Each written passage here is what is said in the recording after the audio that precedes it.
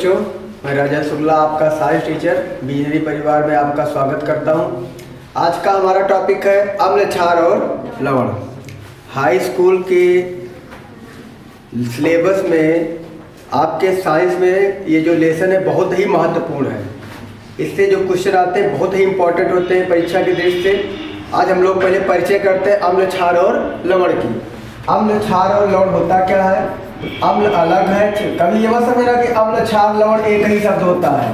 अम्ल, क्षार, लवण अलग अलग शब्द होते हैं। अम्ल को इंग्लिश में क्या बोलते हैं? एसिड। क्षार को बेस, लवण को साल्ट। हमारी चर्चा शुरू होती है अम्ल के ऊपर। अम्ल किसे कहते हैं? अम्ल शब्द आया कहाँ से? अम्ल शब्द लैटिन भाषा का शब्द होता है एसिडस। एसिडस शब्द से ही एसिड शब्द की उत्पत्ति हुई है। एसिडस का मतलब क्या होता है? एसिडस का मतलब होता है, प्राचीन काल में लोगों ने देखा था कि जो सिरका होता है और जो नींबू का रस होता है ये खट्टा होता है। उसी खट्टेपन के कारण इसका नाम ही रख दिया गया है अम्ल। एसिडस शब्द लैटिन भाषा के एसिडस से बना हुआ है, जिसका मतलब ही है अम्ल। तो अम्ल का मतलब शुरू करते हैं लोग अम्ल की परिभाषा है। कैसे जानोगे कोई पदार्थ अम्ल होता है? आपको कोई पदार्थ दे दिया जाए, चलो देखो भैया इसको देख करके बताओ कि आपका ये पदार्थ अम्ल है। पहले तो उसको या तो फिर क्या हो सकता है, उसका स्वाद लेके देखो। स्वाद लेके देखोगे तो स्वाद खट्टा होता है, ठीक है, स्वाद खट्टा। लेकिन आपको केमिकल रिएक्शन में बताना है, उस केमिकल को उठा करके बताना है कि अम्ल कैसे होता है। तो अम्ल की परिभाषा लोगों ने अलग अलग तरीके से दी। 3 वैज्ञानिक आपके पास है। पहले वैज्ञानिक है आर्हेनियस साहब। आर्हेनियस साहब आए, उन्होंने क्या बताया? वे पदार्थ जो H+ आयन देते हैं क्या कहलाते हैं? अम्ल कहलाते हैं। वे पदार्थ जो जलीय विलयन में H+ आयन देते हैं अम्ल कहलाते हैं। H+ आयन कौन कौन दे सकता है? अम्ल की पहचान कैसे होती है? आपका है HCl। HCl को जब जलीय विलयन में मिलाते हो, एक्वस माध्यम में ले जाते हो, तो आपका ये H+ क्या कर देता है? H+ एक्वस में जाकर के ये HCl एक्वस में जाकर के H+ और Cl- दे देता है। आपको मिल गया H+। इसका मतलब ये हो जाएगा अम्ल। आपके पास है HNO3। HNO3 भी एक्वस में जाएगा, जलीय विलयन में जाएगा, तो दे देगा H+ और NO3 पर माइनस। इसका मतलब ये हो गया। आपके पास क्या है? आपके पास है H2SO4। H2SO4 भी एक्वस में जाएगा, जलीय विलयन में जाएगा, आपको दे देगा 2H+ और SO4 पर डबल माइनस। इसका मतलब होता है ये अम्ल। आर्हेनियस साहब ने बताया कि जो पदार्थ जलीय विलयन में H+ आयन देते हैं उनको क्या बोलते हैं? अम्ल कहा जाता है। ये तो अम्ल की पहचान होती है। अगर स्वाद के आधार पर देखना होगा तो अम्ल क्या करते हैं? अम्ल खट्टे होते हैं। अम्ल जो होते हैं वो जलीय विलयन के साथ क्या देते हैं? H+ देते हैं। अम्ल की पहचान हो जाती है। अम्ल क्या हो गए? स्वाद में खट्टे हो गए भैया। और रासायनिक अभिक्रियाओं में क्या दे देते हैं? H+ दे देते हैं। किसके आधार पर? आर्हेनियस के आधार पर। अब आगे लोग भैया अगर H+ देते थे तो आगे वैज्ञानिक ब्रांस्टेड लवरी, उन्होंने क्या बताया? उन्होंने बताया कि जो पदार्थ जलीय विलयन में प्रोटॉन दाता होते हैं, उन्होंने प्रोटॉन दाता, प्रोटॉन का शब्द यूज कर लिया। प्रोटॉन दाता, प्रोटॉन क्यों कहा जाता है? H+ को प्रोटॉन क्यों कहते हैं? H+ को ही प्रोटॉन क्यों कहा जाता है? और किसी तत्व के लिए और किसी तत्व के आयन के लिए हम लोग प्रोटॉन शब्द का यूज नहीं करते, लेकिन H+ के लिए प्रोटॉन का यूज क्यों करते हैं? आप लोग देखे होंगे H+ का जो एटॉमिक नंबर होता है 8, इसका एटॉमिक वेट भी होता है कितना? 8। जब हम लोग इसका इलेक्ट्रॉनिक कॉन्फ़िगरेशन करते हैं तो आ जाता है 8। अब इसके पास 3 होंगे, तो इसके पास 3 पार्टिकल होंगे। पहला होगा प्रोटॉन, दूसरा होगा इलेक्ट्रॉन, तीसरा होगा न्यूट्रॉन। प्रोटॉनों की संख्या 1, इलेक्ट्रॉनों की संख्या 1, न्यूट्रॉनों की संख्या 0। ये क्या कर दिया? एक इलेक्ट्रॉन को रिलीज कर दिया, इलेक्ट्रॉन इसके पास से गायब, बना दिया क्या? H+। आपको पता है पिछली क्लास में बताया गया था, जब कोई एटम इलेक्ट्रॉन को रिलीज करता है तो क्या बनाता है? धनायन बनाता है। इसने एक इलेक्ट्रॉन को रिलीज करके H+ आयन में आ गया। इसका मतलब इसके पास क्या बचा हुआ है? इसके पास केवल एक प्रोटॉन बचा हुआ है। इसीलिए हम लोग इसको बोलते हैं क्या? H+ को नाम दिया गया है प्रोटॉन का। H+ को प्रोटॉन क्यों कहा गया मालूम हुआ? क्योंकि ये एक इलेक्ट्रॉन को रिलीज कर देता है, इसके पास न्यूट्रॉन की संख्या नहीं होती है। अब आपसे क्वेश्चन यहाँ पूछा सकते हैं, भैया बताइए कि कौन सा ऐसा एटम है जिसके पास कोई न्यूट्रॉन नहीं होता है? तो हाइड्रोजन एक ऐसा एटम होता है जिसके पास न्यूट्रॉनों की संख्या नहीं होती है, और एक इलेक्ट्रॉन को दे करके H+ बना लेता है। इसका मतलब इसके पास केवल एक प्रोटॉन बचा हुआ है, इसीलिए H+ को हम लोग प्रोटॉन कहते है। तो ब्रांचेड और लवरी साहब ने क्या बताया कि वे पदार्थ जो जलीय विलयन में प्रोटॉन देते हैं क्या कहलाते हैं, अम्ल कहलाते हैं। या एक और क्रिया होती है, ये जल में मिल जाएंगे, आपका आ गया HCl गया जल में मिला और ये Cl का नेचर है H+ देना। अब H+ दे देता है, ये H+ और Cl- दे देता है। अब H+ किससे मिलेगा, जल से मिलेगा और बना लेगा H3O पर प्लस, इसको बोलते हैं हाइड्रोनियम आयन।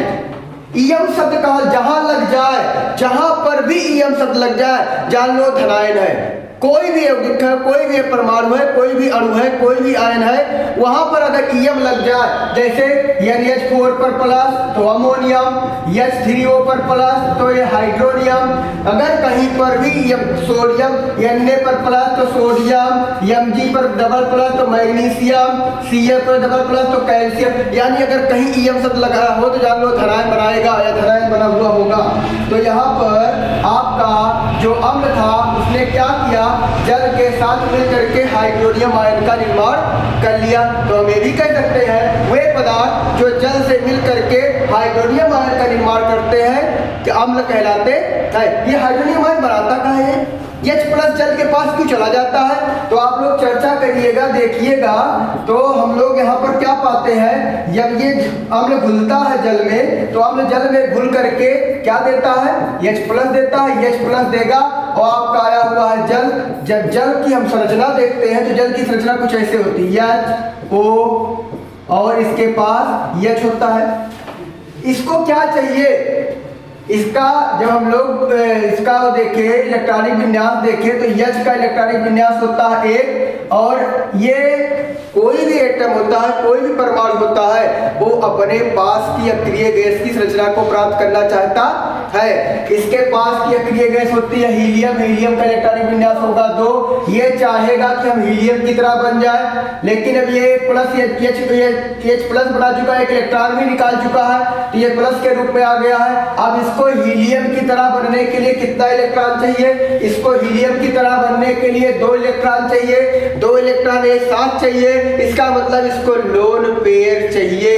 इसको लोन पेयर के रूप में जहां कोई एटम दिखाई पड़ेगा कि उसके पास लोन पेयर है, ये वही तुरंत अटैक करेगा। तो जब ये H+ देखा कि हमारा जो जल है उसके पास लोन पेयर बचा हुआ है, तो H+ क्या किया, ये जल के पास आया और इसके पास इस लोन पेयर को देख करके H+ ने इस पे अटैक कर दिया और क्या बना लिया, HOH। यहाँ पर बन जाएगा क्या, H, और यहाँ पर एक पॉजिटिव आयन आ जाएगा, इसको हम लोग बोलते हैं हाइड्रोनियम आयन। यानी वे पदार्थ जो जलीय विलयन में मिल करके हाइड्रोनियम आयन देते हैं अम्ल कहलाते हैं। तो दूसरी परिभाषा हो गई ब्रांचेड और लवरी के अनुसार, अम्ल की पहचान वैसे H+ देता है तब भी अम्ल होता है, और अगर हाइड्रोनियम आयन देता है तब भी अम्ल होता है।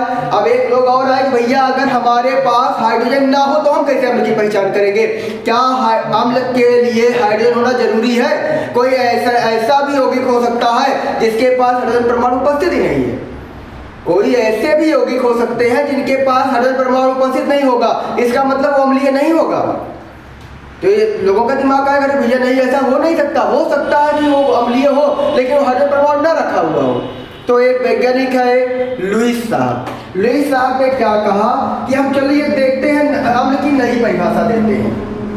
उन्होंने अम्ल की परिभाषा क्या दी, जैसे उन्होंने एक यौगिक लिया AlCl3, उन्होंने एक यौगिक उनको मिला AlCl3, इनकी जब इलेक्ट्रॉनिक संरचना देखी गई तो Cl, Al, Cl और Cl, जब इनके ऊपर वो किया गया कि भैया ये तो अपना अष्टक पूरा ही नहीं किए हुए हैं, इनके वास्तव कोश में 6 ही इलेक्ट्रॉन है, कैसे अष्टक पूरा नहीं है। आप लोग एल्युमिनियम का इलेक्ट्रॉनिक विन्यास निकालते हो, एल्युमिनियम का इलेक्ट्रॉनिक विन्यास आता है 283, Cl का इलेक्ट्रॉनिक विन्यास होता है 287। अब आप चलिए इसमें साझा कराइए, एल्युमिनियम के बाह्यतम कोश में कितने इलेक्ट्रॉन, 3 इलेक्ट्रॉन, Cl के बाह्यतम कोश में कितने इलेक्ट्रॉन, 7 इलेक्ट्रॉन, 1 2 3 4 5 6 7, 1 2 3 4 5 6 7, 1 2 3 4 5 6 7। अब इसको क्या है, एल्युमिनियम की ये सोच है कि हम अपने पास की अक्रिय गैस की संरचना को प्राप्त करें। एल्युमिनियम के पास की अक्रिय गैस कौन सी होती है, नियान होती है या फिर आर्गन होती है, वो किसकी संरचना को प्राप्त करना करना चाहेगा, हमेशा या तो नियान की संरचना को प्राप्त करे या तो फिर आर्गन की संरचना को प्राप्त करे। अब कब ये नियान की संरचना को प्राप्त करेगा, कब आर्गन की संरचना को प्राप्त करेगा, इसके लिए आगे वीडियो बनती रहेगी, आप लोग आगे वीडियो देखते रहिएगा। लेकिन यहाँ पर आप लोग देखिए ये क्या करेगा, ये नियान की संरचना को प्राप्त करने की कोशिश करेगा, लेकिन नियान की संरचना को प्राप्त करने के लिए इसको बाह्यतम कोश में कितना इलेक्ट्रॉन करना पड़ेगा, नियान की संरचना प्राप्त करने के लिए इसको बाह्यतम कोश में 8 इलेक्ट्रॉन करना पड़ेगा। और इन्होंने यहाँ साझेदारी किया और साझेदारी करने के बाद इनको ये मिला कि हमारे पास तो भैया 6 ही इलेक्ट्रॉन हो रहा है। हमारे पास कितने इलेक्ट्रॉन हो रहे हैं, हमारे पास 6 इलेक्ट्रॉन हो रहे हैं। अब इनको भैया कमी आ गई, किसकी, 1 इलेक्ट्रॉन की कमी, 2 इलेक्ट्रॉन की कमी हो गई, 6 3 और 3 6, यहाँ पर भी यहाँ पर भी यहाँ पर भी साझा हो गया। अब इनको 8 इलेक्ट्रॉन पूरा करने के लिए कितने इलेक्ट्रॉनों की कमी है, 2 इलेक्ट्रॉनों की कमी है। 2 इलेक्ट्रॉन का मतलब लोन पेयर की कमी है। तो इन्होंने जो हमारे लुईस साहब, उनके मन में आया कि भैया इनको अगर हम लोन पेयर दे देते हैं तो ये हम हो जाएंगे, अष्टक को पूरा कर लेंगे। तो यहाँ से एक परिभाषा आती है लुईस अम्ल की, वे पदार्थ जो लोन पेयर इलेक्ट्रॉन को लेते हैं लुईस अम्ल कहलाते हैं। अम्ल की तीनों परिभाषाएं हो गई। पहली परिभाषा क्या हो गई, वे पदार्थ जो H+ आयन देते हैं अम्ल कहलाते हैं। वे पदार्थ जो जलीय विलेन में हाइड्रोनियम आयन बनाते हैं अम्ल कहलाते हैं।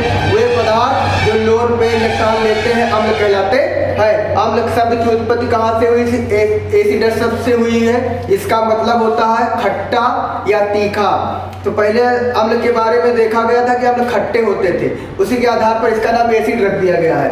आगे बात आती है बेस की, क्षार की। क्षार मतलब क्षारक। क्षारक किसे कहते हैं, क्षारक वे पदार्थ होते हैं जो जलीय विलेन में OH- आयन देते हैं। क्षारक वे पदार्थ होते हैं जो जलीय विलेन में OH- आयन देते हैं। जैसे NaOH है, NaOH जलीय विलेन में जाएगा H पर प्लस और OH पर माइनस। KOH है, KOH जलीय विलेन में जाएगा K पर प्लस और OH पर माइनस। MgOH का होल ट्वाइस है, ये जलीय विलेन में जाएगा तो Mg पर डबल प्लस और 2OH पर माइनस। या हमको ये सब पे नजर आ रहा, सब दिखाई पड़ रहा है कि हम लोग यहाँ पर क्या प्राप्त कर रहे हैं, OH- आयन प्राप्त कर रहे हैं, जिसको हाइड्रॉक्सिल आयन बोलते हैं। और जब हाइड्रॉक्सिल आयन दे रहा है तो ये यौगिक हमारा किस प्रकृति का होगा, क्षारकीय प्रकृति का होता है। अब यहाँ पर ये भी आ गया भैया, जिसमें OH- आयन ना हो, क्या कोई ऐसा यौगिक हो सकता है, क्या सब यौगिकों में OH- आयन होगा? तो हम लोग क्षारक की पहचान करेंगे कि जिसमें OH- आयन नहीं होगा। तो लुईस साहब है कि हम बताते हैं या हम दिखाते हैं कि हमारे पास एक ऐसा यौगिक है जिसके पास OH- आयन नहीं है, लेकिन ये क्षारीय प्रकृति का है, क्षारकीय प्रकृति का होता है। तो उन्होंने अमोनिया को उठा करके बताया कि अमोनिया का जब हम लोग देखते हैं, इलेक्ट्रॉनिक संरचना देखते हैं तो यन इसके पास लोन पेयर है, इसका अष्टक पूरा है। ये क्या करेगा, किसी भी यौगिक को अपना लोन पेयर दे सकता है, किसी यौगिक को अपना ये लोन पेयर दे सकता है और लोन पेयर दे करके ये अष्टक को पूरा कर सकता है। तो यहाँ पर ये लोन पेयर दाता हो गया। और लोन पेयर दाता जो होते हैं उनको लुईस क्षार कहा जाता है। क्षारक किसे कहते हैं, क्षार किसे कहते हैं, जो हाइड्रॉक्सिल आयन या OH- आयन देते हैं जलीय विलेन में। अगर कहीं पर हाइड्रॉक्सिल आयन OH- आयन नहीं है तो हम कैसे क्षारक की परिभाषा बताएंगे। तो वहाँ पर लुईस साहब ने बताया कि मैं बताऊंगा, अगर सभा गए तो मैं बताने चल रहा हूं कि अगर कहीं पर OH समूह नहीं है फिर भी वो क्षारक है, तो इसकी पहचान कैसे किया जाएगा। इसकी पहचान करने के लिए उसके पास लोन पेयर दाता परमाणु होना चाहिए। जो यौगिक लोन पेयर दाता का काम करते हैं उनको लुईस क्षार कहते हैं। उन्होंने अपने ही नाम पे रख दिया लुईस क्षार। तो ये NH3 कैसा यौगिक होता है, लुईस क्षार होता है। और AlCl कैसा होता है, लुईस अम्ल होता है। ये Cl कैसा होता है, अम्ल होता है। ये NaOH कैसा होता है, क्षारक होता है, क्षार होता है। तो ये अम्ल और क्षार की परिभाषाएं हो गई, अम्ल और क्षार का एग्जाम्पल हो गया। आगे बात आती है साल्ट की, लवण की बात आती है कि हम लोग लवण किसे कहते हैं। लवण का मतलब होता है नमक, लवण का मतलब होता है नमक। नमक की बात आने पर हम लोगों के दिमाग में यही आता है कि नमक कौन होगा, NaCl नमक होगा। NaCl नमक होगा। लोगों से पूछा जाता है भैया NaCl यानी नमक का अगर फार्मूला बताओ तो सबके जबान पे रटा रहता है कि NaCl ही नमक होता है। क्या NaCl ही नमक होता है? नहीं, इसको अगर हम देखेंगे तो इसका पूरा नाम है साधारण नमक। इसको हम लोग साधारण नमक बोलते हैं। यहाँ पर NaCl ही नमक नहीं होता। जितने भी साल्ट होते हैं सबको नमक कहा, जितने भी लवण होते हैं सबको नमक कहा जाता है। NaCl लवण होगा, KCl लवण होगा, MgCl2 लवण होगा, KCl लवण होगा, K2SO4 लवण होगा, MgSO4 लवण होगा, Na2SO4 लवण होगा, Na2SO4 लवण, इतने ये सब क्या होंगे? ये लवण होंगे, सब नमक होंगे। लेकिन साधारण नमक की बात आएगी तो NaCl ही साधारण नमक होता है। तो ये हो गया। अब ये बनता कैसे है, लवण का निर्माण कैसे होता है, लवण की परिभाषा कैसे बताओगे? लवण की इंग्लिश होती है साल्ट। साल्ट का गुण क्या होता है, साल्ट कैसे बनता है, इसको हम लोग जानते हैं।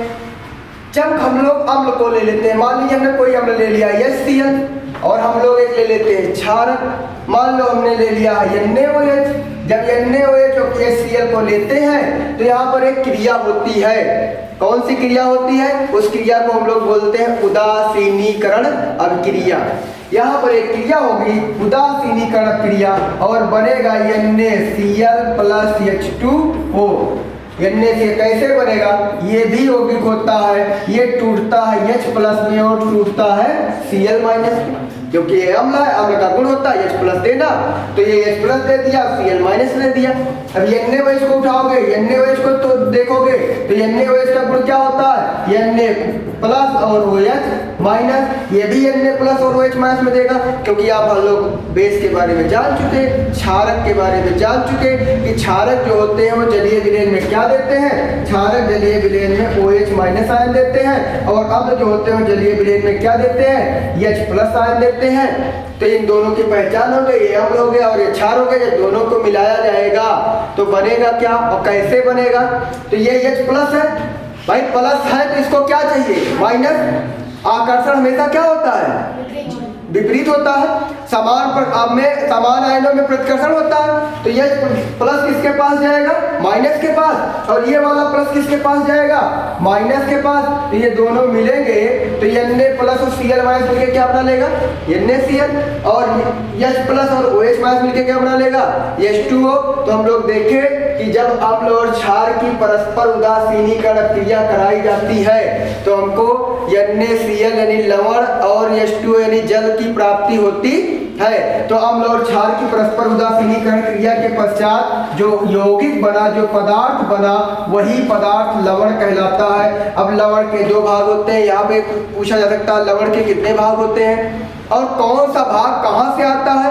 एक शब्द यूज करते हैं हम लोग मूलक। मूलक शब्द का मतलब वैसे होता है किसी चीज का भाग, मूल भाग, जहाँ से आप आए हुए हैं। तो इसमें पूछा जाए, आपको देते हम कि NaCl जो है इसमें पता करिए कौन सा अम्लीय मूलक है, कौन सा क्षारीय मूलक है। हमको ये पता करना कि NaCl में कौन सा अम्लीय मूलक है और कौन सा क्षारीय मूलक है। इसको पता करने के लिए हम लोग क्या करेंगे? हम लोग पहचान करेंगे। भाई मूलक मतलब क्या है? भाग। तो जो भाग हमको अम्ल से मिल जाए वही भाग अम्लीय मूलक होगा, और जो भाग हमको क्षार से मिल जाए वही भाग क्षारीय मूलक होगा। अब यहाँ पहचान करो तो Na जो आया है ये कहाँ से आया है?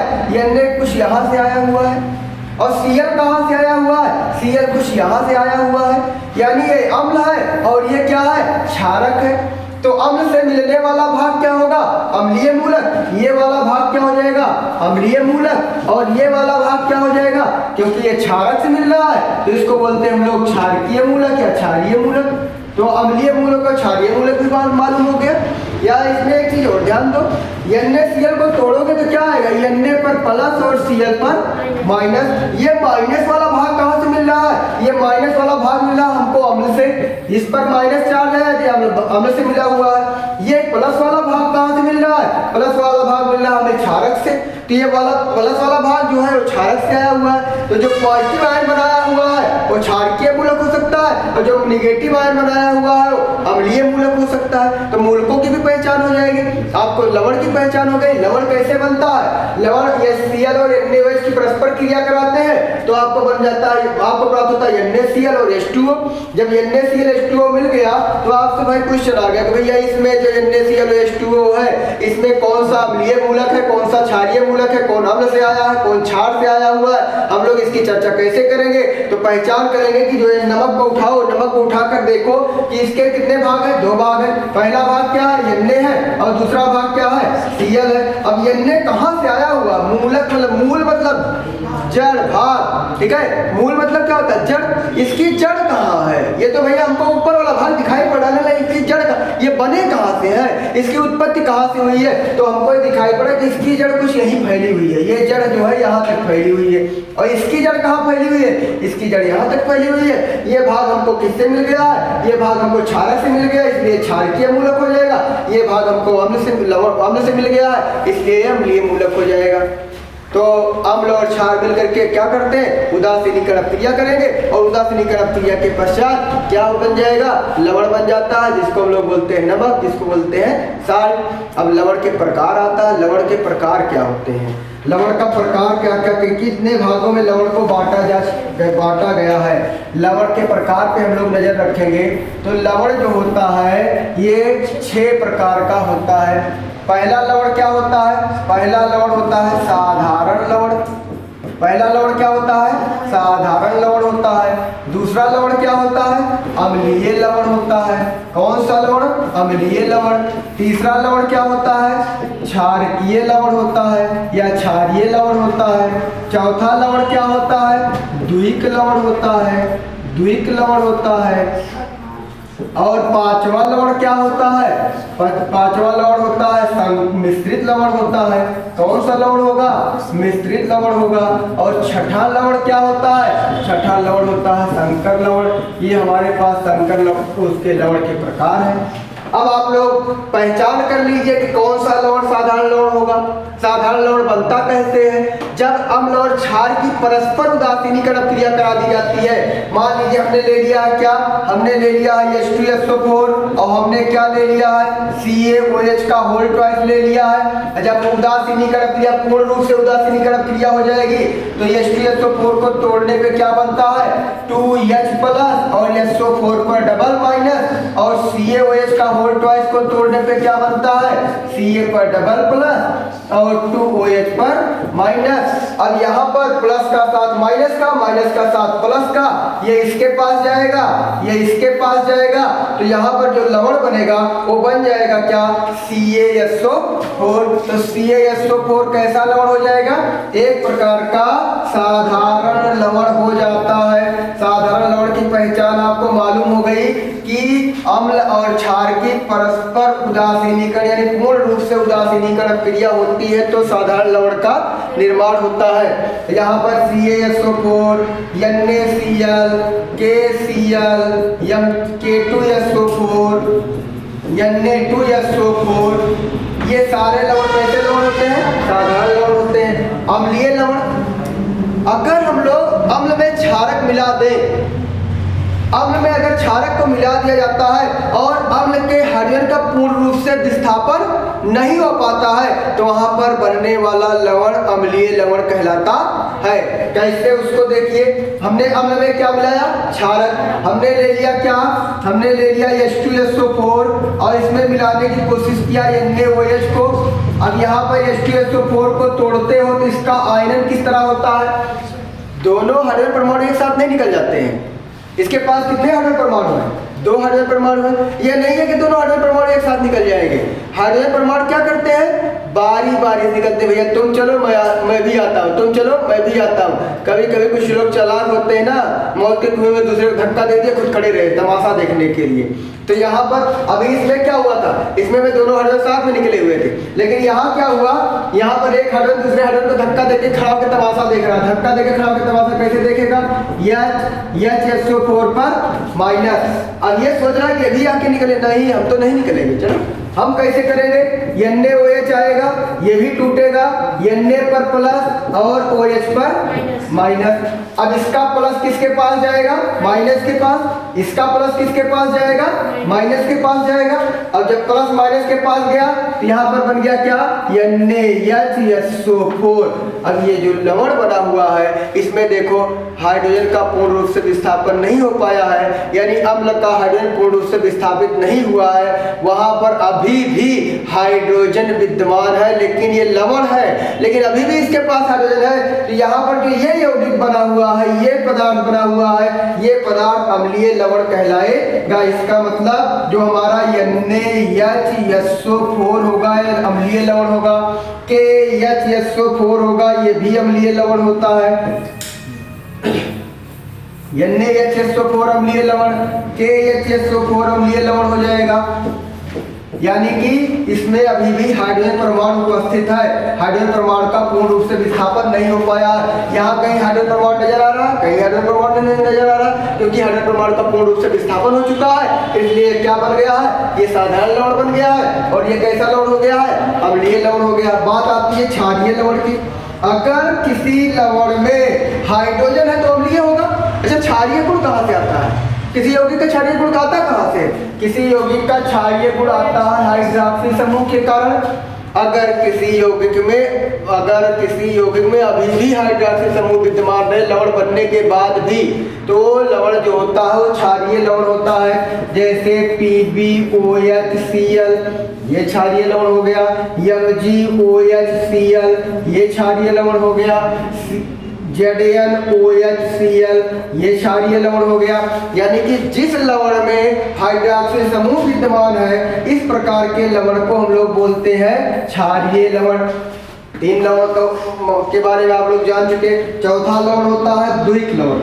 द्विक लवण किसे कहते हैं, जब 2 सामान्य लवण होते हैं उनको मिला दिया जाता है तो जो बनने वाला लवण होता है वो द्विक लवण कहलाता है।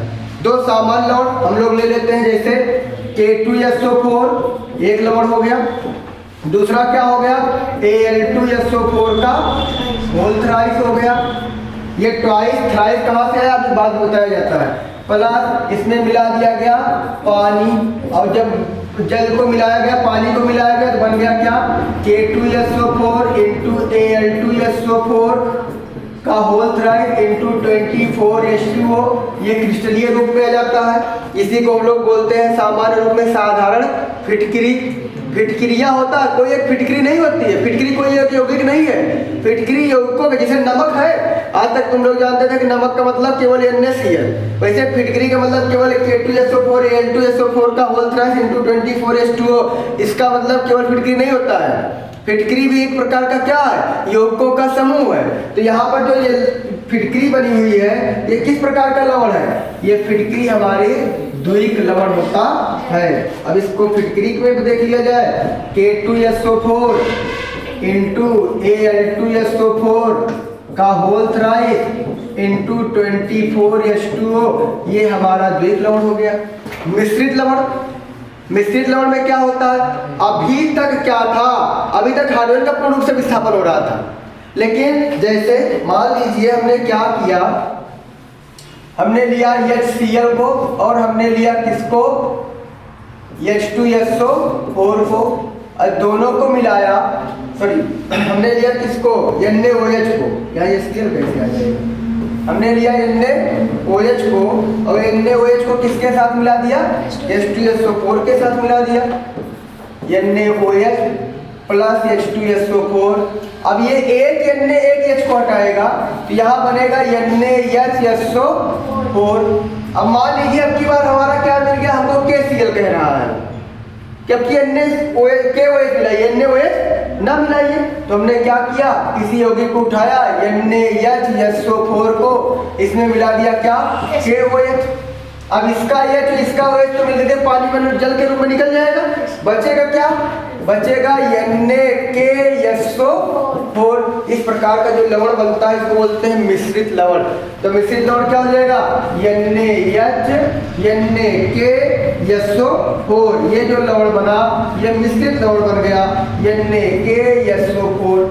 अब आता है संकर लवण। संकर लवण क्या होता है? संकर यौगिक किसे कहते हैं? संकरित होना। संकरित होने का मतलब क्या होगा? संकरित होने का मतलब होता है दो गुणों को रखना, संकरित हो जाना। तो एक संकर लवण का एग्जाम्पल क्या होगा? H2O का ट्वाइस Cl2, इस प्रकार के लवण को हम लोग संकर लवण कहते हैं। तो आपको आज मिल गया इस वीडियो में कि आपका अम्ल क्या होता है, आपका क्षार क्या होता है, आपका लवण क्या होता है। ठीक है, अम्ल वे पदार्थ होते हैं जो जलीय विलेन में H+ देते हैं या हाइड्रोनियम आयन देते हैं या लोन पेयर इलेक्ट्रॉन को ग्रहण करते हैं। क्षार वे पदार्थ होते हैं जो जलीय विलेन में हाइड्रोक्सिल आयन देते हैं या फिर क्या करते हैं, लोन पे इलेक्ट्रॉन को देते हैं, क्षार कहलाते हैं। लवण क्या होता है? अम्ल और क्षार की परस्पर उदासीनीकरण क्रिया से बनने वाला यौगिक क्या कहलाता है? लवण कहलाता है। तो लवण के प्रकार भी जान गए। लवण 6 प्रकार के होते हैं। पहला लवण होता है साधारण लवण, दूसरा अम्लीय लवण, तीसरा क्षारकीय लवण, चौथा द्विक लवण, पांचवा मिश्रित लवण और छठवां संकर लवण होता है। अम्ल भी 2 प्रकार के होते हैं और क्षारक भी 2 प्रकार के होते हैं। अम्ल 2 प्रकार के कौन कौन से होते हैं? एक होता है प्रबल अम्ल और एक होता है दुर्बल अम्ल। क्षारक 2 प्रकार के कौन कौन से होते हैं? एक होता है प्रबल क्षारक और एक होता है दुर्बल क्षारक। अच्छा, प्रबल और दुर्बल कैसे पहचानते हो? प्रबल और दुर्बल कैसे पहचानते हो? तो प्रबल और दुर्बल की पहचान क्या होती है? तुम लोगों में कोई कहते कि किसी को तुम प्रबल हो कि दुर्बल हो। अगर हम कोई काम कहते बहुत तेजी से कर डालो, तुरंत फाइट करके किसी गिरा डालो, मार डालो, तो वहां पर तुम लोग क्या हो जाओगे? प्रबल हो जाओगे। और तुमको कहते किसी को मारो तो तुम्हारा हाथ ही नहीं उठ रहा, धीरे धीरे धीरे धीरे चल रहे हो, तो तुम क्या होगे? दुर्बल होगे। तो प्रबल अम्ल, दुर्बल अम्ल, प्रबल क्षार और दुर्बल क्षार की चर्चा होती है। तो प्रबल अम्ल कहते किसे हैं? जिन अम्लों से हाइड्रोजन आयन जितनी तेजी से निकलता है उस अम्ल की प्रबलता उतनी ज्यादा होती है। अम्ल की प्रबलता किसके ऊपर निर्भर करती है? अम्ल की प्रबलता निर्भर करती है कि वो हाइड्रोजन आयन को कैसे निकाल रहा है। जैसे HCl जो होता है ये प्रबल अम्ल होता है। क्यों प्रबल अम्ल होता है? इसको कहा गया कि भैया तुम हाइड्रोजन को निकालो, ये सेकेंडों में निकाल देता है। चलो हमने क्या कर दिया, H+ पर और Cl- के रूप में निकाल दिया। ये बहुत तेजी से निकाल दिया H को, इसका मतलब ये प्रबल अम्ल होगा। H2SO4 को उठाओ तो ये भी क्या करेगा? H को बहुत तेज निकालेगा और SO4 में बदल जाएगा, ये भी क्या हो जाता है? प्रबल अम्ल हो जाता है। लेकिन अगर हम एक अम्ल ले लेते हैं CHCOOH, इसको देखा जाए तो ये क्या करता है? बड़े धीरे धीरे से नन्हे नन्हे कदमों से H को निकालता है। जब नन्हे नन्हे कदम से H को निकालता है, धीरे धीरे H को निकालता है, तो ये दुर्बल अम्ल कहलाता है। अगर हम इसको देख लें CH3COOH को, तो ये भी छोटे छोटे कदमों से धीरे धीरे चल करके H को त्यागता है, इसीलिए H+ को निकालता है, इसीलिए ये भी दुर्बल अम्ल होता है। यह Cl को देखा जाएगा तो ये Cl को देखा जाएगा तो ये क्या करेगा? H+ और Cl- को ये भी बड़े धीरे धीरे कदमों से निकालता है, तो ये भी दुर्बल अम्ल हो जाता है। ये तीनों अम्ल क्या होते हैं? दुर्बल अम्ल होते हैं। इनके ऊपर चर्चा करती है तो ये दोनों क्या हो जाएंगे? प्रबल अम्ल हो जाएंगे। तो प्रबल अम्ल किसे कहते हैं? ऐसे अम्ल जो तीव्रता से हाइड्रोजन परमाणुओं को रिलीज कर दे, निकाल दे, H+ को निकाल दे, वही अम्ल प्रबल अम्ल होंगे। और जो क्या करे, जिसको जो H+ को निकालने में टाइम ले, धीरे धीरे त्यागे, वो क्या होते हैं? दुर्बल अम्ल होते हैं। तो प्रबल अम्ल और दुर्बल अम्ल की पहचान हो गई। अब हम लोग चलते हैं प्रबल क्षारक और दुर्बल क्षारक के ऊपर। प्रबल क्षारक किसे कहते हैं? दुर्बल क्षारक किसे कहते हैं? तो क्षार जब अम्ल की प्रबलता H+ के ऊपर निर्भर हुई, अम्ल को H+ से पहचाना गया, उसके ऊपर अम्ल की प्रबलता निर्भर हुई, तो क्षारक की प्रबलता भी किस पर निर्भर करेगी? OH- के ऊपर निर्भर करेगी। OH- के निकालने के ऊपर क्षारक की प्रबलता निर्भर होगी। जैसे हमने क्या लिया, हमने NaOH को लिया। अब NaOH को देखा जाएगा तो Na बहुत तेजी से इसको निकालेगा, इलेक्ट्रॉन को देगा और OH उतनी तेजी से निकल जाएगा। Na इलेक्ट्रॉन को दिया और OH उतनी तेजी से इलेक्ट्रॉन को लेकर के निकल जाएगा। आपको कहीं जाओ दुकान पे कोई सामान लेने के लिए, दुकानदार तुरंत है भैया इसको तो जल्दी से भगना है, तो तुमको जल्दी सामान मिला, तुम जल्दी से निकल दिए। अब कोई है दुकान पे गया, भैया तुम बैठ जा, भी तुमको तो सामान लेने में तुम्हें क्या जल्दी है? तुम्हें कोई काम थोड़ी हो, तुम जल्दबाजी में काहे हो? तो तुमको थोड़ा टाइम लगाएगा। जैसे आपका NH4OH हो गया, ये NH4OH को NH4+ और OH- इसको थोड़ा टाइम लगेगा OH- आयन लेने में, तो ये हो जाता है आपका दुर्बल अम्ल। ये हो गया आप दुर्बल क्षारक, ये हो गया आपका प्रबल क्षारक और ये होता है आपका दुर्बल क्षारक। तो ये आपको हो गई अम्ल, क्षार और लवण की परिभाषाएं अम्ल, क्षार और लवण के प्रकार। अम्ल दो प्रकार के, प्रबल अम्ल और दुर्बल अम्ल। क्षारक दो प्रकार के, प्रबल क्षारक और दुर्बल क्षारक। प्रबल अम्ल किसे कहते हैं? जो अम्ल तेजी से हाइड्रोजन परमाणु को रिलीज करते हैं, उतने जितनी तेजी से हो सके उतने तेजी से हाइड्रोजन परमाणु को निकाल देते हैं, वही अम्ल प्रबल अम्ल कहलाते हैं। जो अम्ल हाइड्रोजन परमाणुओं को धक्का मार के निकाले, भैया तुम अब निकलो यहाँ से, तुम्हारा काम नहीं है, तुमको अब हमारा काम है, तुम जाओ ना, तब भी धीरे धीरे निकले, उसको बोलते हैं क्या? वो दुर्बल अम्ल कहा जाता है। वही हाल क्षारक की होती है। प्रबल क्षारक जो होते हैं वो हाइड्रोक्सिल आयन को तेजी से निकालते हैं, और दुर्बल क्षारक जो होते हैं हाइड्रोक्सिल आयन को धीरे धीरे स्लोली निकालते हैं, इसलिए उनको दुर्बल क्षारक कहा जाता है। अब अम्ल और क्षारक की पहचान तो हो गई रासायनिक क्रिया के आधार पर। अब आपको एक पैमाना मिलता है जिसको हम लोग बोलते हैं पीएच पैमाना। उस पर अगर अम्ल और क्षारक की पहचान करना होता है तो क्या होगा? आपको दे दिया गया, आपके पास एक पदार्थ है ए का पीएच मान जो है वो है 3.5। अब बताओ ये अम्ल होगा कि क्षार होगा? पीएच है क्या? पीएच को हम लोग दो नाम से जान सकते हैं, चाहे वो पोटेंजा ऑफ हाइड्रोजन या पावर ऑफ हाइड्रोजन। पावर शब्द भी पोटेंजा से ही बना हुआ है। पोटेंजा मतलब होता है ताकत, पावर, क्षमता, यानी हाइड्रोजन परमाणु की जो क्षमता होती है वही क्या कहलाती है? पीएच वैल्यू कहलाती है। पीएच इसको देखने के लिए पैमाने के यूज किया जाता है। मान लीजिए आपका पैमाना है, यहाँ बीच में क्या है? 7 नंबर दे दिया गया है, बीच में नंबर 7 दे दिया गया। 7 से कम 6, 5, 4, 3, 2, 1 हो गया आपका। इधर चलोगे तो 8, 9, 10, 11, 12, 13 और 14 हो जाता है। अब यहाँ पर हम लोग एक पहले उदासीन जानेंगे। उदासीन कोई यौगिक होगा तो उसका पीएच मान क्या होगा? जो भी यौगिक उदासीन यौगिक होता है उसका पीएच मान 7 होता है। आशुद्ध जल का पीएच मान कितना होता है? 7 होता है। डिस्टिल वाटर का पीएच मान कितना होता है? 7 होता है।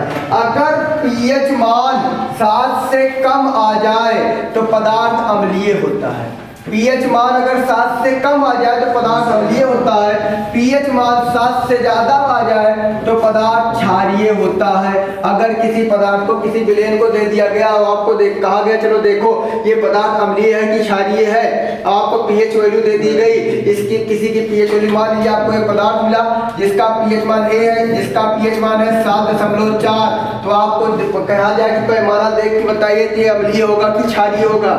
तो पैमाने में देखोगे 7 के उधर बढ़ते हैं क्षारीय गुण होता है, 7 के इधर आते हैं तो अम्लीय गुण होता है, 7 रहता है तो उदासीन होता है।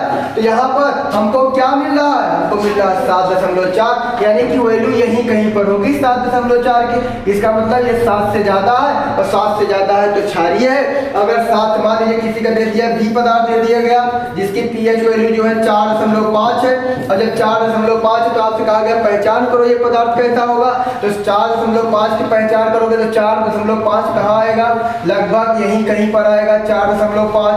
4.5 की वैल्यू यहीं कहीं पर आएगी। इसका मतलब है 7 से कम है, 7 से कम है तो अम्लीय होगा, 7 से ज्यादा है तो क्षारीय। तो पीएच वैल्यू के आधार पर अम्ल और क्षार को पहचान लोगे कि अगर पीएच वैल्यू 7 से कम है तो अम्ल होगा और 7 से ज्यादा है तो क्षार। जितना पीएच मान कम होगा उतना ही वो प्रबल अम्ल होगा, और जितना पीएच मान 7 से ज्यादा होगा उतना ही प्रबल क्षार होता है।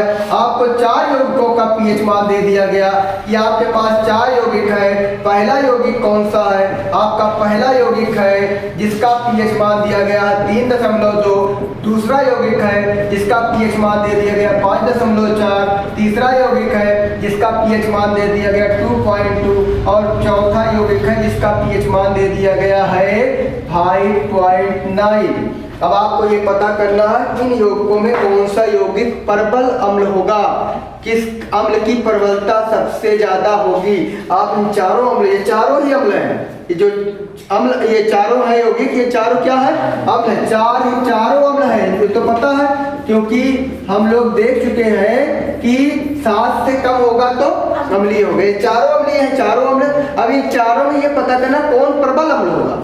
तो आप जितना जैसे जैसे इधर बढ़ते आओगे वैसे वैसे अम्लीय गुण बढ़ता जाएगा। इधर की तरफ बढ़ोगे तो अम्लीय गुण क्या होगा? बढ़ेगा, और इधर की तरफ बढ़ोगे तो क्षारीय गुण बढ़ेगा। हम क्या कर रहे हैं देखो, सबसे इधर आओगे यानी कि 2.2 पे जो होगा ये सबसे प्रबल अम्ल होगा, और सबसे दुर्बल अम्ल कौन होगा? 5.9 होगा।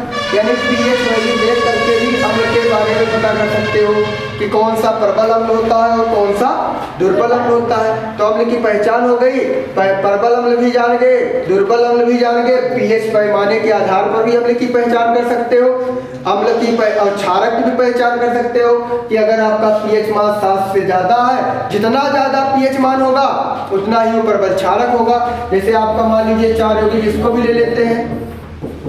पहला यौगिक हमारा क्या है, पहला यौगिक मान लीजिए कोई भी है, उसका pH मान दे दिया गया 10.5, दूसरे यौगिक का pH मान दे दिया गया 12.5, तीसरे यौगिक का pH मान दे दिया गया 8.9 और चौथे यौगिक का pH मान दे दिया गया 13.8।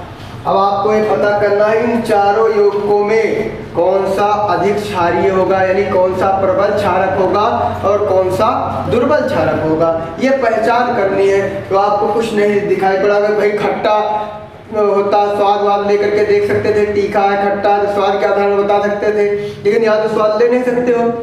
यहाँ pH पैमाने को देख के बताना है। अब pH पैमाने में कैसे देख के बताओगे, उसको देख के बताने का तरीका क्या है, उसके देख के बताने का तरीका बताया है कि 7 से उधर चलो, जितना ज्यादा मान हो जाएगा वो यौगिक उतना ही क्षारीय होगा, उसका क्षारीय गुण उतना ही अधिक होगा। अब हम लोग चल रहे हैं, देखें कि सबसे अधिक मान किसका आ रहा है, 13.8 आ रहा है। इसका मतलब ये जो चौथा यौगिक होगा ये प्रबल क्षारक होगा। इसमें सबसे दुर्बल क्षारक कौन होगा, सबसे दुर्बल क्षारक 8.9 वाला जो क्षारक होगा सबसे दुर्बल क्षारक होता है। तो आपने क्षार और लवण की पहचान भी कर लिए, अम्ल क्षार लवण के बारे में जान भी गए। pH पैमाने के आधार पर भी आप लोग अम्ल क्षार लवण को जान सकते हो, कौन सा अम्ल होगा, कौन सा क्षार होगा, कौन सा लवण होगा और किस अम्ल की प्रबलता कितनी ज्यादा होगी, कौन सा प्रबल अम्ल होगा, कौन सा दुर्बल अम्ल होगा, ये आप लोग pH पैमाने को भी देख करके बता सकते हैं। अब एक आता है उदासीनीकरण क्रिया। उदासीनीकरण क्रिया कहते किसे हैं, बहुत ज्यादा क्वेश्चन आता है बोर्ड में कि उदासीनीकरण क्रिया से आप क्या समझते हैं, उदासीन का मतलब क्या होता है, उदासीन होना किसे कहते हैं। उदासीन का मतलब पहले जान लो।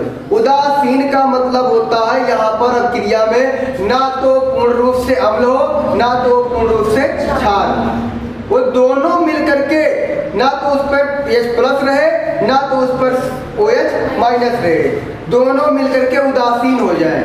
उदासीन हो जाना का क्रिया क्या कहलाता है, उदासीनीकरण क्रिया कहलाती है। कैसे उदासीनीकरण क्रिया होती है, इसको देखिए, NaOH आपके पास है, ये तो वो पता है आपको, ये क्षारक है।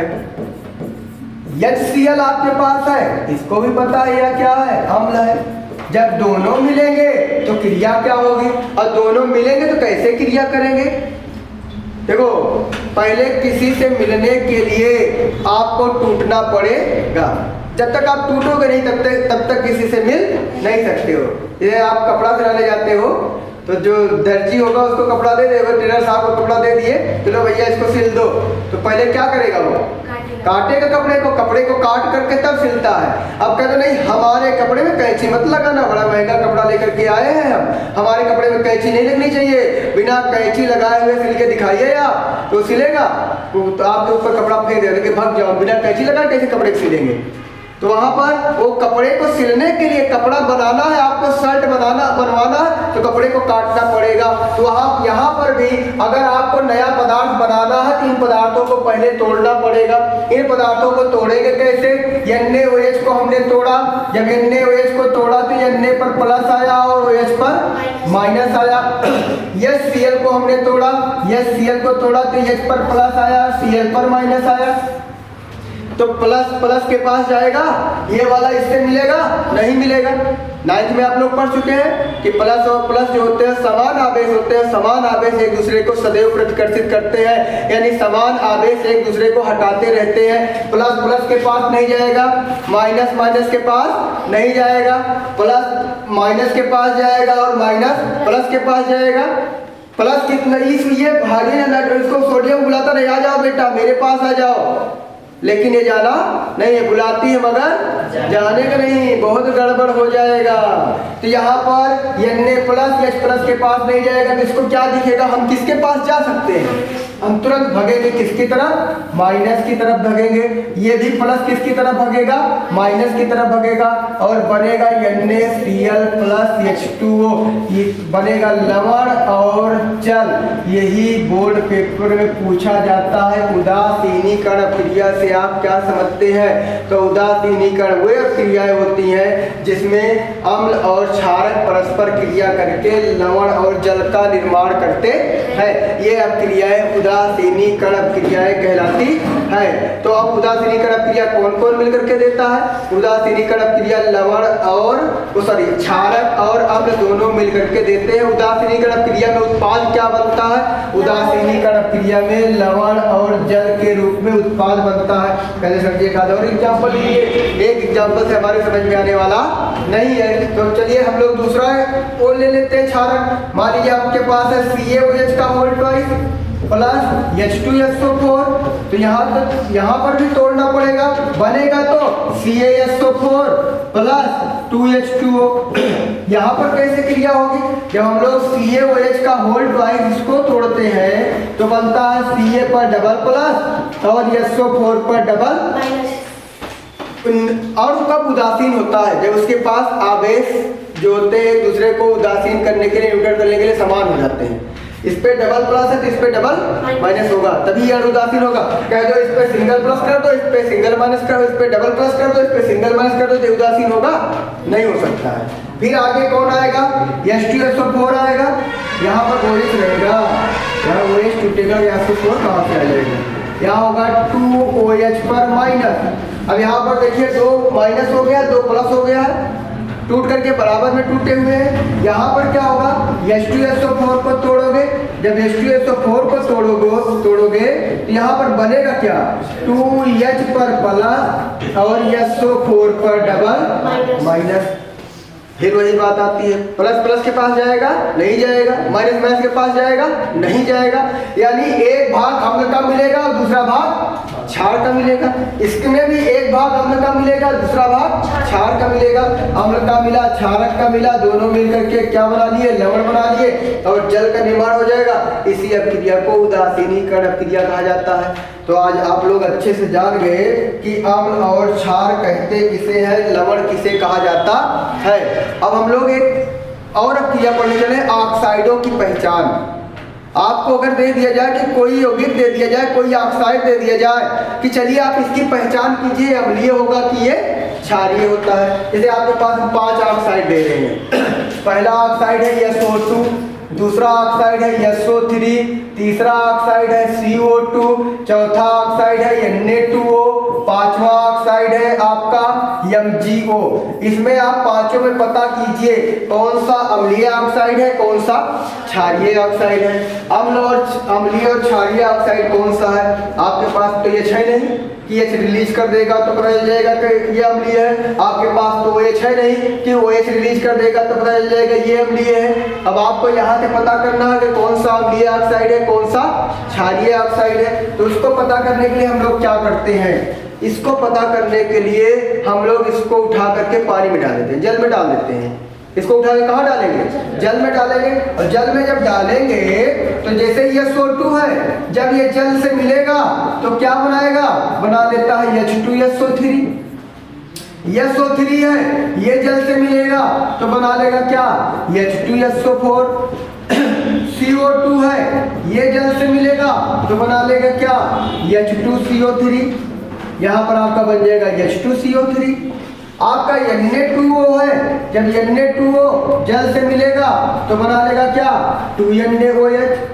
आपका MgO है, MgO जब जल से मिलेगा तो बना लेगा क्या? MgOH का होल ट्वाइस। अब आपको पहचानना है कि कौन सा अम्लीय ऑक्साइड है, कौन सा क्षारीय ऑक्साइड है। पानी का रंग कैसा होता है? पानी रंगहीन होता है। लेकिन अगर पानी में कोई रंग डाल देते हैं, जैसे मान लीजिए हमने क्या किया है, मान लीजिए हमने यहाँ पे पानी रखा, आपसे पूछा इस पानी का रंग कैसा है, तो आप बताओगे रंगहीन है। हमने क्या किया? उसी पानी में उठा करके लाल रंग डाल दिया और आपसे कहा आप बताइए इस पानी का रंग कैसा है, तो आप कहोगे लाल है। पानी का रंग लाल किसके कारण हो गया?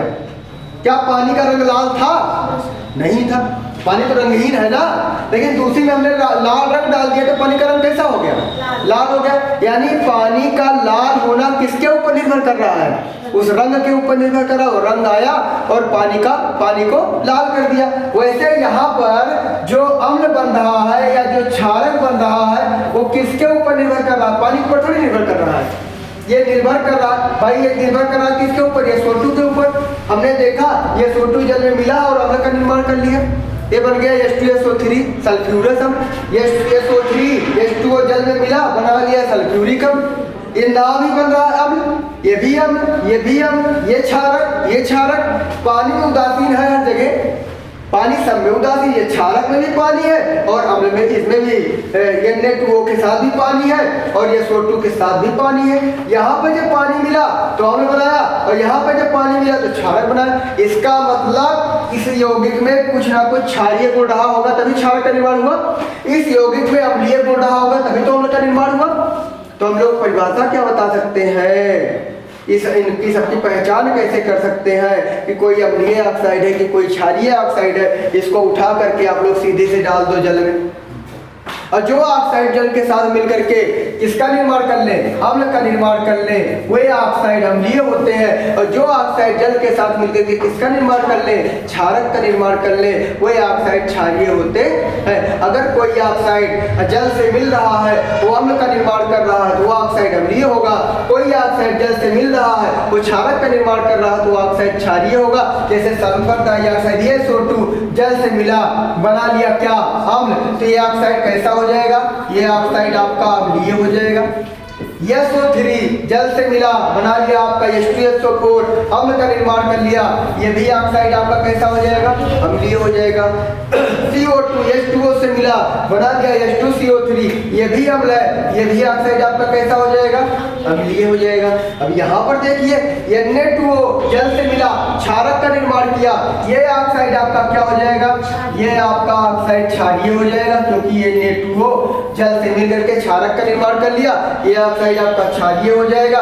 ये ऑक्साइड क्या होता है? ये ऑक्साइड आपका भी क्षारीय होता है, क्योंकि ये ऑक्साइड भी जल से मिलकर के क्षारक का निर्माण कर रहा है। तो आप लोग ऑक्साइडों की पहचान बड़े अच्छे से कर सकते हो इस ढंग से कि कोई ऑक्साइड अम्लीय होगा कि कोई ऑक्साइड क्षारीय होगा। आप अगर आपसे बोर्ड में क्वेश्चन आ जाए, 4 क्वेश्चन दे दे, पहला है MgO, दूसरा दे देगा आपको क्या? SO2, तीसरा दे देता है आपको क्या?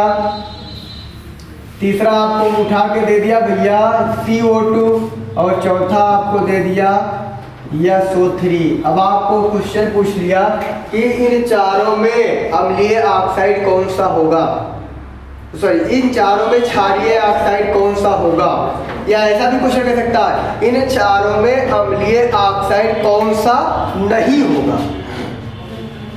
तो कौन सा नहीं होगा? अब आप लोग देखिए, जब इसको पानी में डाला गया, भाई तुक्का नहीं मारना है, साइंस को समझना है, विज्ञान को समझ के चलना है, रट के नहीं चलना है।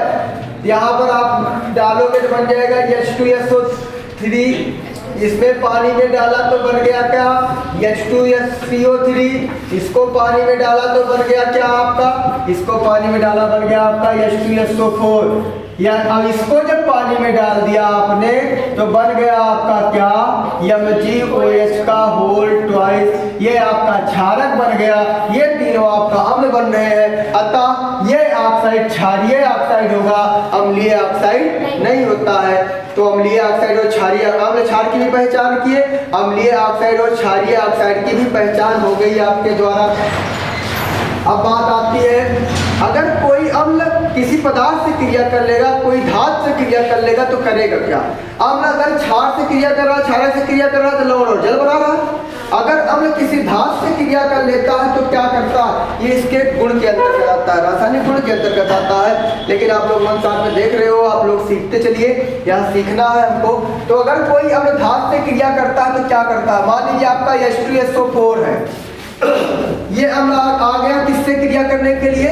धातु से क्रिया करने के लिए आ गया, Mg से क्रिया करने लगा। जब वो कोई अम्ल Mg से क्रिया करेगा तो क्या काम करेगा? देखो Mg जो है इसको देना है इलेक्ट्रॉन, Mg इलेक्ट्रॉन देना पसंद करता है, और Mg जब इलेक्ट्रॉन देना पसंद करता है तो उसको देना चाहेगा जिसको इलेक्ट्रॉन की जरूरत होगी। भाई जिसको जरूरत है उसी को दोगे तभी ठीक है। अगर बिना जरूरत वाले आदमी को दे दोगे तब दान देना भी बेकार है। मान लीजिए आप रोड पे चल रहे हो, कोई भूखा आदमी आया आपसे पैसा मांगा, आपने दे दिया, वो जाके भोजन कर लिया, तब तो बड़ी अच्छी बात है। लेकिन कोई शराबी आदमी आपसे, ए भैया हम तो 2 दिन से शराब नहीं पिए, हमको 100 रुपये दे दीजिए, आप दे दोगे? वो अच्छी बात है, नहीं देना है। भूखे आदमी को भोजन करा, लेकिन शराबी को दे दोगे 100 रुपये, चलो ठीक है आप भोजन करो इससे लेकर के। तो यहाँ क्या होगा, यमजी किससे क्रिया करेगा? अम्ल से। यमजी है धात, जब ये धातुएं अम्लों से क्रिया करेंगे तो किसको विस्थापित करेंगे? हाइड्रोजन का विस्थापन करेंगे और आपका बन जाएगा MgSO4। अब यहाँ से कुछ नजर आ रहा है, ये आपका क्या है? ये आपका अम्ल है, ये आपकी क्या है? धातु है। ये आपका क्या बन गया है? अभी बना हुआ था, इसको बोलते हैं साल्ट। और ये कौन सी कोई ये गैस निकल रही है जिसको हम लोग बोलेंगे हाइड्रोजन गैस। यानी कि अगर आपका अम्ल किसी धातु से क्रिया करता है तो अम्ल और धातु से क्रिया करके सीधे कौन सी गैस दे देता है? हाइड्रोजन गैस देता है और लवण का निर्माण करता है। अभी आप अम्ल के बारे में जाने कि अम्ल जो होता है वो क्षारक से क्रिया करके क्या बनाता है? लवण और जल बनाता है। लेकिन यहाँ पर अम्ल जो होगा वो धातु से क्रिया करके लवण और हाइड्रोजन गैस बनाता है। तो इस वीडियो में आप लोगों ने क्या क्या सीखा? इस वीडियो में आप लोगों ने सीखा कि हम लोग अम्ल की पहचान कैसे करते हैं, हम लोग क्षारक की पहचान कैसे करते हैं, हम लोग लवण की पहचान कैसे करते हैं, हम लोग अगर किसी पदार्थ का पीएच मान मिल जाएगा तो पीएच के मान के आधार पर कैसे पहचानेंगे कि अम्लीय होगा कि क्षारीय होगा। प्रबल अम्ल की पहचान क्या होती है, दुर्बल अम्ल की पहचान क्या होती है, लवण कैसे बनता है, लवण की पहचान क्या होती है। ठीक है, अम्ल और क्षारक जब क्रिया करते हैं उदासीनीकरण क्रिया होती है, उस उदासीनीकरण क्रिया में उत्पाद क्या क्या बनता है। अगर अम्ल की किसी धातु से क्रिया करा दी जाती है तो वहां पर क्या बनेगा, क्या उत्पाद निकलेगा। इन सब चीजों को सीखा। इसके आगे की बातें आपको अगले वीडियो में दिखाई पड़ेगी। तब तक के लिए आप लोगों को नमस्कार। ठीक है, वीडियो को देखने के लिए, क्लास लेने के लिए धन्यवाद। आगे वीडियो को देखना चाहते हैं तो लोगों को जोड़ते रहिए, वीडियो को लाइक करिए, सब्सक्राइब करिए। ठीक है।